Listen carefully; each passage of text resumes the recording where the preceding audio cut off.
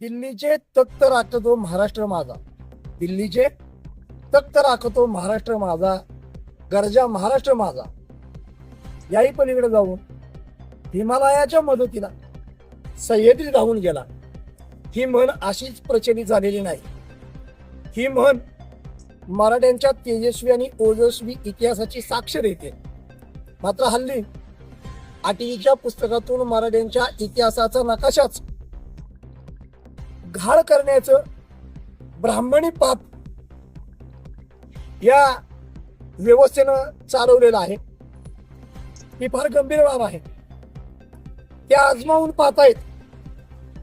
संभाजीराजांना बदनाम केलं यांनी काय केलं, शिवाजी महाराजांना बदनाम केलं यांनी काय केलं, राष्ट्रमाता राजमाता जिजाऊंच्या चारित्र्यावर शिंतोडे उडवले यांनी काय केलं, इतिहासाची पानं बदलली यांनी काय केलं, ते आजमावून पाहतायत.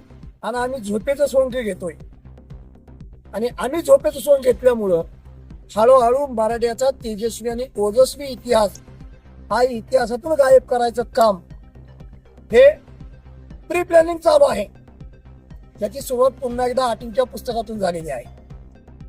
आणि याच गोष्टीचं गांभीर्य ओळखून श्रीमंत छत्रपती शिवाजीराजे भोसले यांच्या वंशज आदरणीय ऋषभराजे भोसले यांनी या संदर्भात सरकार दरबारी न्याय मागण्याचा निर्णय घेतलेला आहे. मागणी योग्य आहे आणि याचं नेतृत्व राजघराणे करतायत. याच्यापेक्षा अभिमानाची दुसरी कुठलीच गोष्ट नसावी. किमान राजघराण्यामध्ये कोणतरी जागरूक आहे हे अधोरेखित झालेलं आहे.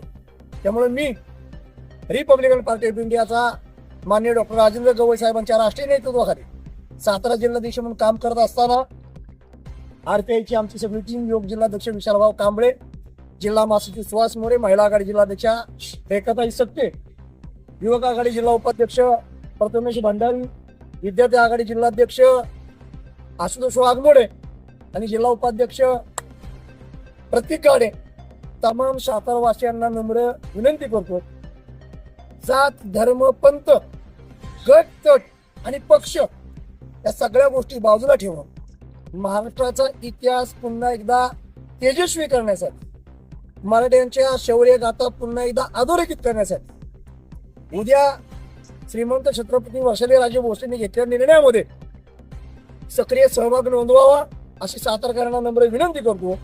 मोर्चामध्ये आम्ही येतोय, तुम्ही पण या. जय भीम, जय भारत, जय शिवराय, जय संविधान.